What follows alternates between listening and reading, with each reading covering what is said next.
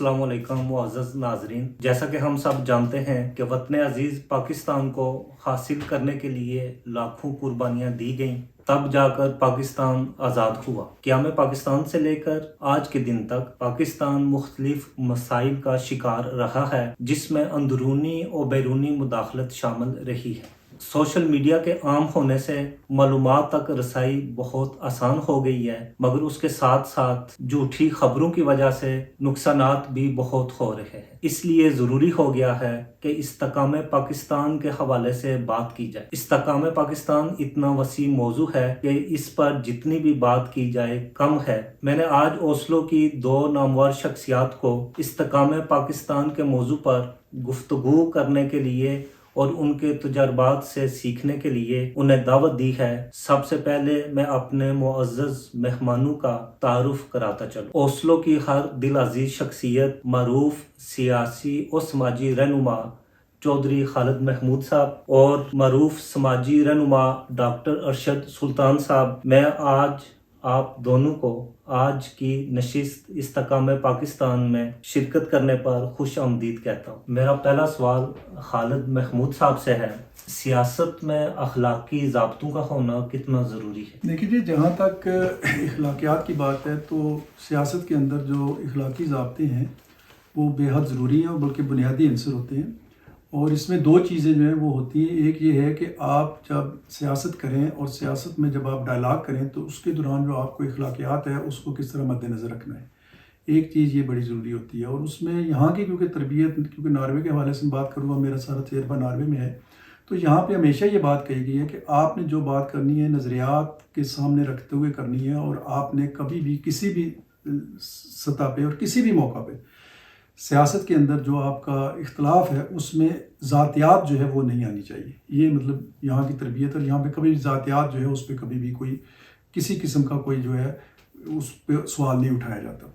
दूसरी बात ये होती है कि अखलाकियात का अखलाकी ज़ाब्ता एक ये भी होता है कि आपके पास अपनी भी जो मॉरल ग्राउंड है वो इतनी हाई होनी चाहिए कि आप जो, क्योंकि एक पब्लिक फिगर होते हैं, आप एक रोल मॉडल होते हैं, तो आपके अंदर भी इतनी अखलाकी जो है वो बात होनी चाहिए कि आपकी किरदार पे, आपकी किसी परफॉर्मेंस पे, आपकी किसी किस्म की भी कोई जो आपका इक़दाम है उस पर कोई अखलाकी सवाल जो है वो ना किया जा सके।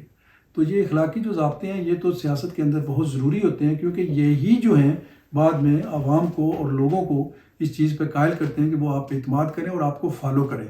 अगर आपके पास अखलाकी ज़ाब्ता जो है वो नहीं होगा तो फिर आप जो है उन लोगों को जिनको आप लीड कर रहे हैं, जिनको आप लेकर आगे बढ़ना चाहते हैं, जिनकी हिमायत चाहते हैं, तो आप डेफिनेटली उनको भी गलत सिमत में लेके जाएंगे। अब मेरा दूसरा सवाल जो है वो डॉक्टर साहब आपके लिए है। आप प्लीज़ बताइए कि इस्तेकाम पाकिस्तान के लिए कौमी जिम्मेदारियाँ क्या होनी चाहिए? बिस्मिल्लाहिर्रहमानिर्रहीम। सबसे पहले कि सब बहुत शुक्रिया अपने इतने सेंसिटिव इशू पे बात करने के लिए मुझे इनवाइट किया।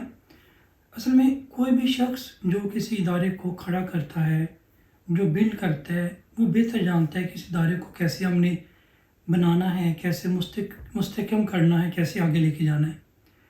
जैसे शुरू में जिक्र किया आपने कि पाकिस्तान बनाने में सारे मुसलमानों की यहाँ कुर्बानियाँ शामिल हैं, चाहे जो वक्त हिंदुस्तान में रह रहे थे, चाहे पाकिस्तान वो आ सकते थे या नहीं आ सकते थे। लेकिन सबसे अहम रोल जो है मोहम्मद अली जिन्ना और फातिमा जिन्ना का है, क्योंकि वो उस वक्त जो है पूरी तहरीक को वो लीड कर रहे थे। तो मोहम्मद अली साहब ने पाकिस्तान बनने के बाद जो स्टूडेंट से ख़िताब करते हुए एक बात तो ये कही थी कि कौमें जो हैं वो दिनों, हफ्तों या महीनों में नहीं बल्कि सालों में बनती हैं।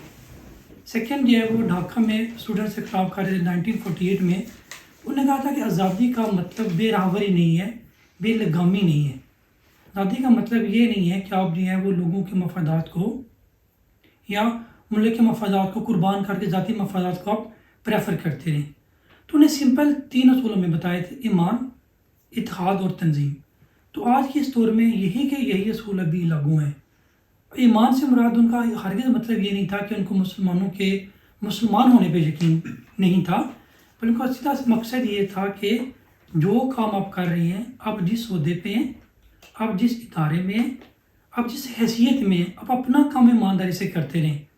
आपका प्रोफेशन चाहे डॉक्टर का है, पॉलिटिशियन का है, ब्यूरोक्रेट का है या पार्लियामेंटेरियन का है, आपने अपना काम ईमानदारी से करना है। اب جب اپنا کام ایمانداری سے کریں گے تو ملک آگے ترقی کی طرف جائے گا. چھوٹی سی مثال دیتا ہوں. جب میں پاکستان میں کام کر رہا تھا تو ہمارے پروفیسر جو ہیں وہ ان کا ساری زندگی یورپ میں گزری تھی. ان سے کسی نے سوال کیا جونیئر نے کہ صاحب ہم اپنے بچوں پہ بڑا ورک کرتے ہیں, ان کو اچھے اسکول میں بھیجتے ہیں, پرائیویٹ فیس ہم دیتے ہیں, ہم جو ان کو ٹیوشن دیتے ہیں, لیکن ترقی یورپ والے کر رہے ہیں. انہوں نے مختصر سے جواب دیا کہ یورپ والے ایماندار ہوں گے. تو قائد اعظم نے اس ایمانداری کی بات کی تھی کہ جو آپ کام کریں جس حیثیت میں کریں اس کو بالکل اپنی ایمانداری سے کریں. تو پاکستان کو مستحکم کرنے کے لیے آج اسی ایمانداری کی ضرورت ہے. وہ قائد اعظم نے پہلے دن سے فرما دیا تھا. سیکنڈ نے بات کی تھی اتحاد کی. اتحاد بڑا ضروری ہے کیونکہ اس وقت پاکستان جو ہے مشرقی اور مغربی پاکستان دو حصوں میں بٹا ہوا تھا. دونوں ملک کا کلچر الگ تھا, زبان الگ تھی, اور قائد اعظم کو ان باتوں کو بہت ادراک تھا. اس نے کہا تھا کہ آپ کو ملک کو مستحکم کرنے کے لیے آپس میں اتحاد ہونا ضروری ہے. چونکہ انگریز کا یہ رول تھا کہ role and divide. Quaid Azam ان باتوں سے بہت اچھی طرح آشنا تھے. انہیں یہ بات ہمیں اس دن سے وارننگ کر دی تھی کہ اگر ہم نے اتحاد کو چھوڑا, ہم ڈیوائڈ ہونا شروع ہو گئے, پاکستان کبھی مستحکم نہیں ہو سکتا. اس کا نتیجہ ہم نے 1971 میں دیکھ لیا. اب کے پاکستان جو ہے ہمارے 4 بہت بڑے صوبے ہیں. چاروں صوبوں کا اپنا الگ کلچر ہے, اپنی زبان ہے, اپنی ایک ثقافت ہے. اس پہ بھی ہم ڈیوائڈ ہوتے رہتے ہیں. اس کے علاوہ یہ ہوتا ہے کہ اب ہم دیکھتے ہیں برادری میں ڈیوائڈ ہوتے ہیں. اور ابھی جو بات ہو رہی ہے ڈویژن کی, وہ پولیٹیکل ڈویژن جو سوشل میڈیا کا آپ نے ذکر کیا ہے کہ سوشل میڈیا کا جیسے جہاں پہ لوگوں کو فیسلٹیز زیادہ اویلیبل ہیں, نالج زیادہ اویلیبل ہے, انفارمیشن زیادہ ہیں, وہاں پہ رائے کا اظہار بھی زیادہ کرتے ہیں جو تھوڑا ایمیچور ہے. اس وجہ سے یہ ہو رہا ہے کہ ہمیں انٹالرنس ذرا کم ہو رہی ہے, ہم پولیٹیکلی ڈیوائڈ ہوتے جا رہے ہیں. تو یہ پولیٹیکل ڈویژن بڑی خطرناک چیز ہے. ہمیں قائد اعظم کے اصول کو مد نظر رکھتے ہوئے اپنی اتحاد قائم رکھنا ہوگا. دوسری بات ہے تنظیم, اسٹرکچر, کہ ملک کا جو اسٹرکچر ہے وہ ڈیموکریسی ہے. ہمیں اس ڈیموکریٹک سسٹم کو بہرحال قائم رکھنا ہے. اس کے اندر رہتے ہوئے ہم اختلاف بھی کر سکتے ہیں, اپنی پسند کی پارٹی کو ہم ووٹ بھی دے سکتے ہیں, پسند کے لیڈر سے ہم پیار بھی کر سکتے ہیں, لیکن ہمارے پاکستانی لوگ سے نفرت ہم نہیں کر سکتے. تو بڑی سمپل سی بات ہے, کسی جو بیسک جو رول ہوتے ہیں جب اس رول پہ ہم قائم ہیں تو پاکستان مستحکم ہوگا. اس رول کو ہم چھوڑ دیں گے, ہم جو کچھ بھی کر لیں تو پاکستان مستحکم نہیں ہو سکتا. تو ہماری یہ کوشش ہونی چاہیے کہ ہم بیسک رول کو پکڑ کے رکھیں. جو پاکستان بنانے کا مقصد تھا, جو آبجیکٹو تھا, اس کو فالو کریں. انشاءاللہ پاکستان ضرور مستحکم ہوگا. خالد صاحب, آپ کا ناروے کی سیاست میں وسیع تجربہ ہے. اگر پاکستان کے حوالے سے بات کی جائے تو یہ بتائیے کہ سیاستدان کس طرح ریاستی اداروں کو مستحکم کرنے کے لیے اپنا کردار ادا کر سکتے ہیں؟ دیکھیے جی, سوال یہ نہیں ہونا چاہیے کہ سیاستدان جو ہے وہ اداروں کو, ریاستی اداروں کو کس طرح مستحکم کر سکتے ہیں, بلکہ یہ ہونا چاہیے کہ ان کو کیسے مستحکم کر سکتے ہیں.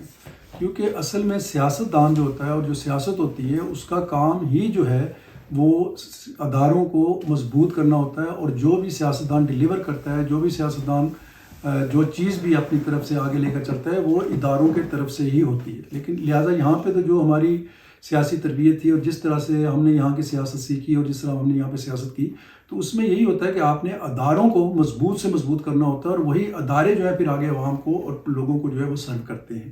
لہٰذا یہ تو کوئی سوال ہی نہیں پیدا ہوتا, کیونکہ اسی پہ ہی ساری فوکس ہوتا ہے. کیونکہ خود ذاتی حیثیت میں جو ہوں ایز اے سیاستدان, میں اپنے نظریات دے سکتا ہوں, میں اپنے جو خیالات ان کو سامنے لا سکتا ہوں اور اس کے مطابق میں قانون سازی کر سکتا ہوں, کچھ سہولیات مہیا کر سکتا ہوں, لیکن جو ڈیلیور کرنا ہے, جو عوام تک پہنچانا ہے, وہ اداروں نے پہنچانا ہے. لہٰذا اداروں کا مضبوط ہونا, اداروں کا پائیدار ہونا, یہ سیاستدان کی اولین جو ہے ترجیح میں شامل ہوتا ہے. اور یہاں پہ یہ بھی ہوتا ہے کہ ادارے جو ہیں اس کو ہمارے یہاں پہ ڈسکس کرنے کا رواج نہیں ہے. مثال کے طور پہ جب مجھے یہاں پہ سیاست شروع کی تو سب سے پہلے جو ہمیں تربیت دی گئی تھی کہ اگر ہاؤس کے اندر ہم جو ڈیبیٹ کرتے ہیں تو ہم کسی ایسے ادارے یا کسی ایسے فرد کا نام وہاں پہ نہیں لے سکتے اور اس کو تنقید کا نشانہ نہیں بنا سکتے جو بذات خود اس ہاؤس کے اندر موجود نہ ہو اور جو وہاں پہ خود بھی فلور لے کر اپنا موقف پیش نہ کر سکتا ہو. کیوں کہ اس طرح سے ایک ون سائیڈڈ جو ہے سیاست ہو جاتی ہے. لہٰذا یہ بڑی سختی کے ساتھ تنبیہ کی جاتی تھی کہ اگر آپ نے صرف اور صرف اس ہاؤس کے اندر ان چیزوں کو, ان اداروں کو زیر بحث لانا ہے, اور اگر کسی ادارے کو زیر بحث لانا ہے تو اس ادارے کی وہاں پہ نمائندگی ہونی چاہیے. اگر وہ ادارہ وہاں پہ موجود نہیں ہے تو اس ادارے پہ تنقید جو ہے وہ نہیں کی جا سکتی, اس لیے کہ وہ ادارہ جو ہے وہاں پہ اپنا ڈیفینڈ نہیں کر سکتا. تو یہ چند ایک اصول ہوتے ہیں سیاست کے لیے جو آپ کو مد نظر رکھنے پڑتے ہیں جمہوریت کے اندر. کیوں کہ آپ نے جب بحث کرنی ہے, آپ نے ڈیبیٹ کرنا ہے, تو اس ڈیبیٹ کے اندر جو فریق جس پہ آپ تنقید کر رہے ہیں، جس فریق پہ آپ کوئی سوال اٹھا رہے ہیں، تو اگر وہ جواب دینے کی پوزیشن میں نہیں ہے تو پھر آپ کو وہ سوال کرنے کا حق بھی نہیں ہوتا ہے۔ تو یہ اس طرح کے چند اصول ہیں، کچھ ضوابط ہیں، کچھ طریقہ کار ہے جو کہ سیاست کے اندر ہے، اور جو کہ بعض دفعہ ان ریٹن ہوتا ہے، کوئی اس کی تحریری نہیں ہوتا، بلکہ وہ ایک حقیقت سمجھی جاتی ہے کہ ان اصولوں کے تحت اور ان ضوابط کے تحت آپ نے چلنا اور آپ نے سیاست کرنی ہے، اور اس طرح آپ نے اداروں کو مضبوط کرنا ہے۔ تو یہاں پہ تو بات ہی ساری یہ ہوتی ہے کہ جتنا بھی سیاستدان یا جو بھی سیاسی جماعت ہے، اس کی پرفارمنس اور اس کی ڈیلیورنس یہی ہوتی ہے کہ وہ کس طرح اداروں کو مضبوط کر سکتے ہیں، اور کس طرح وہ ادارے مضبوط جو ہیں وہ عوام کو آگے جو ہے خدمت کر سکتے ہیں۔ ڈاکٹر صاحب، جیسا کہ ہم سب جانتے ہیں کہ پاکستان سے نارویجن جو پاکستانی ہیں، ناروے میں جو رہتے ہیں، وہ بے حد جو ہے اپنے وطن سے محبت کرتے ہیں، اور سیاسی طور پہ بہت زیادہ اٹیچمنٹ ہے ہماری پاکستان سے۔ نارویجن سیاست سے زیادہ ہمارے جو نارویجن پاکستانیز ہیں وہ پاکستانی سیاست میں دلچسپی رکھتے ہیں۔ تو اکثر اوقات دیکھنے میں یہ بھی آیا ہے کہ ہم جو ہمارے پاکستان کے ریاست پاکستان کے اہم ستون ہیں ان پہ ہم بہت زیادہ جو ہے وہ تنقید کا نشانہ بناتے ہیں۔ تو آپ کیا ایڈوائز کریں گے کہ انفرادی طور پر ایز اے پاکستانی ہم پاکستان کے لیے کیا کردار ادا کر سکتے ہیں؟ ہاں جی، تھینک یو ویری مچ۔ ایک تو آپ نے جو بات کی ہے نا، بڑی اچھی کی ہے کہ جو پاکستانی دیار غیر میں رہ رہے ہیں، واقعتاً ان کے دل میں پاکستان کی محبت بہت زیادہ ہے، شاید دور ہونے کی وجہ سے ہے یا جو بھی وجہ ہو سکتی ہے۔ اسی محبت کی وجہ سے وہ پاکستان کے معاملات میں بہت زیادہ انوالو ہو جاتے ہیں۔ لیکن اگر بات یہ دیکھی جائے پاکستان کے لیے کیا کر سکتے ہیں، تو ایک بات یہ طے ہے کہ ہم جس ملک میں رہ رہے ہیں ہم نے اس ملک سے محبت کرنی ہی کرنی ہے، لیکن اپنے ملک سے محبت یہ کم نہیں ہو سکتی۔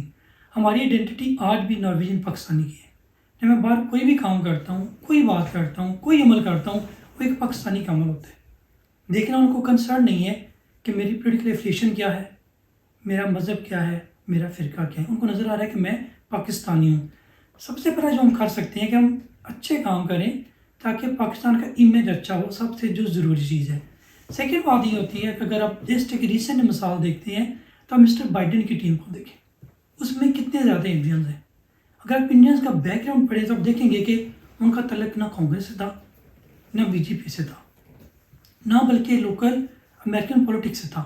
یہ وہ انڈین ہیں جو اپنی انڈین کمیونٹی کے لیے کچھ نہ کچھ ویلفیئر کا ورک کر رہے تھے، چاہے آئی ٹی کے فیلڈ میں کر رہے تھے یا وہ میڈیکل فیلڈ میں کر رہے تھے، اپنی کمیونٹی کے لیے ورک کر رہے تھے۔ اپنی کمیونٹی میں ان کا اثر تھا، اس اثر کو دیکھ کے مسٹر بائیڈن کو اپنی ٹیم میں لے لیا۔ اور جب مسٹر بائیڈن کی ٹیم میں وہ موجود ہیں، جسٹ امیجن کہ وہ کتنا اہم رول انڈیا کے لیے پلے کر سکتے ہیں۔ یہی ہمارا لرننگ پوائنٹ ہے کہ ناروے میں رہتے ہوئے ہمیں ضرورت یہ ہے کہ یہاں کے معاملات میں انوالو ہوں، اپنی کمیونٹی کے لیے کریں، اپنے آپ کو ڈیوائڈ ہونے سے بچائیں۔ یہاں پہ کوئی بھی پاکستان پولیٹیکل پارٹی بنانے کا کوئی آؤٹ پٹ نہیں ہے، آپ کی اٹیچمنٹ ہے، ایفیلیشن ہے، آئی ریسپیکٹ فار دیٹ۔ لیکن اگر پاکستان کے لیے کچھ کرنا ہے، ہمیں اس معاشرے کا حصہ بننا ہوگا، ہمیں اس پولیٹیکل سسٹم کا حصہ بننا ہوگا، اس میں ہم چاہیں گے تو پاکستان کے لیے ہم بہت رول پلے کر سکیں گے۔ چھوٹی سی مثال دیتا ہوں، اس وقت پوری دنیا میں بات اپریشیٹ کی جا رہی ہے کہ پاکستان کی گورنمنٹ نے کورونا کے معاملات کو بہت بہتر ہینڈل کیا ہے، نمبر آف ڈیتھ بہت کم ہوئی ہیں۔ اور ایمانداری کی بات یہ ہے کہ وہ جو بندہ کورونا پروجیکٹ کو لیڈ کر رہا تھا، جو کورونا پریونشن میں ورک کر رہا تھا، اس کا نام ڈاکٹر عثمان ہے، وہ لڑکا ناروے میں پیدا ہوا ہے، یہاں پہ بڑا بڑا ہے، یہاں پہ ڈاکٹر بنا ہے، لیکن اپنے ٹیلنٹ کی بیس پہ کچھ عرصے کے لیے پاکستان گیا ہے اور اتنا بڑا کام کر رہا ہے جو بہت سے لوگ مل کے اکٹھے نہیں کر سکتے، لیکن اس نے کبھی بھی اپنے آپ کو کسی پاکستانی پولیٹیکل پارٹی سے افیلیٹ نہیں کیا۔ ہم نے اگر پاکستان کے لیے کرنا ہے، اپنے پروفیشن میں جس میں آپ ہیں اس میں ورک کریں، لوکل سسٹم میں ورک کریں، اپنے انفلوئنس پیدا کریں، تو یقین کریں پاکستان کے لیے بہت کچھ کر سکتے ہیں۔ اگین اگر ہم نے اپنے آپ کو ڈیوائڈ کر لیا تو یہاں کی لوکل کمیونٹی میں، لوکل پولیٹیکل پارٹیز میں ہمارا انفلوئنس، ہمارا اثر ختم ہو جائے گا، ہم کچھ نہیں کر پائیں گے۔ اتحاد بڑا ضروری ہے اپنے رہنے کے لیے، پاکستان کے لیے، تبھی ہم کچھ کر سکتے ہیں۔ خالد صاحب، جیسے ڈاکٹر صاحب نے اتحاد کی بات کی ہے، ہم سب جانتے ہیں کہ پاکستانی قوم مختلف گروہوں میں بٹی ہوئی ہے۔ قوم میں اتفاق، اتحاد اور یگانگت پیدا کرنے کے لیے ہمیں کون سی اقدامات کرنے چاہیے؟ دیکھیے کیل بھائی، بات یہ ہے کہ آپ کا گروہوں میں بٹا ہونا جو ہے یہ کوئی اتنا بڑا ایشو نہیں ہوتا ہے، اور اس کی اصل میں وجہ یہ ہے کہ آپ اگر جمہوری معاشروں میں دیکھیں تو یہاں پہ بھی مختلف قومی سطح پہ عوامی سطح پہ لوگ مختلف گروہوں میں مختلف گروپوں میں تقسیم ہوتے ہیں. مقصد صرف یہ ہونا چاہیے کہ جس گروہ کے ساتھ آپ منسلک ہیں یا جو گروہ بندی ہو رہی ہے اس کے مقاصد کیا ہیں. تو مثال کے طور پر پاکستان کو بھی لے لیں یا ناروے کو لے لیں, آپ کو ایک گروہ ملے گا جو کسان ہوگا, ایک گروہ ملے گا جو مزدوروں کا ہوگا, ایک گروہ آپ کو ملے گا جو تاجروں کا ہوگا, ایک صنعت کاروں کا ہوگا. مطلب مختلف گروہ جو ہیں مختلف طرح کے ہوتے ہیں. لیکن اصل میں بات یہ ہونی چاہیے کہ ان گروہوں کے مقاصد کیا ہوتے ہیں. اگر تو یہ گروہ جو ہیں ان کو آپ یکجا کریں کہ آپ یہ ڈیفائن کریں, آپ اس چیز کی تعریف کریں کہ آپ کے قومی مفادات کیا ہیں. آپ ایک قومی مفاد کا جو ہے فریم جو ہے وہ ڈال دیں, اور اس قومی مفاد کے فریم کے اندر یا اس امبریلا کے نیچے آپ مختلف گروہوں کے ساتھ منسلک ہوتے ہوئے اپنی اپنی جو صورتحال ہے, اپنی اپنی جو سچویشن ہے, اپنی اپنی جو کیفیت ہے, اس کے مطابق آپ اپنے قومی مفاد کی طرف بڑھیں. تو پھر یہ آپ کے لیے آپس میں یہ گروہوں میں ہونا کوئی اتنا مشکل نہیں ہوتا. لیکن اگر آپ اپنے ان گروہوں میں بٹے ہوئے ہیں ایک دوسرے کے سامنے نبرد آزما ہونے کے لیے, ایک دوسرے کے سامنے کنفرنٹ کرنے کے لیے, ایک دوسرے کے ساتھ اختلافات کرنے کے لیے, ایک دوسرے کے ساتھ جھگڑا کرنے کے لیے, تو پھر یہ جو ہے یہ کافی آپ کے لیے مشکل ہوتا ہے اور آپ کا قوم جو ہے وہ منتشر ہو جاتی ہے اور انتشار کا شکار ہوتی ہے. لہٰذا میرے سامنے جو ان چیزوں اس کا جو حل ہے وہ یہی ہے کہ ہمیں اور ایک نیشنل کنسنسس ڈیولپ کیا جانا چاہیے, اور تمام مکتبہ فکر اور تمام گروہ جو ہیں یا تمام جو مختلف چاہے وہ لسانی ہیں چاہے صوبائی ہیں, جہاں جہاں بھی ہماری جو بھی شناخت ہے یا جو بھی ہماری آئیڈینٹی ہے, اس کے ساتھ ہم منسلک ہوتے ہوئے یہ طے کریں کہ ہمارا قومی مفاد کیا ہے. جب آپ کا ایک قومی مفاد ہو جائے گا, اس پہ آپ کا اتفاق رائے ہو جائے گا, تو پھر اس قومی مفاد کی سمت بڑھتے ہوئے آپ بے شک کسی گروہ کے ساتھ تعلق ہوں, آپ بے شک کسی گروپ کے ساتھ منسلک ہوں, اس سے کوئی فرق نہیں پڑے گا. ریاست پاکستان کسی ایک فرد یا ایک ادارے کی نہیں بلکہ 22 کروڑ عوام کی ہے. اس لیے مثبت سوچ کو فروغ دیں اور استحکام پاکستان کے لیے یکجان ہو جائیں. آخر میں ایک بار پھر اپنے دونوں مہمانوں کا تہ دل سے شکریہ ادا کرتا ہوں, اور دعا ہے کہ اللہ پاک ہمیں وطن عزیز کی حقیقی خدمت کرنے کی توفیق عطا فرمائے. بہت شکریہ.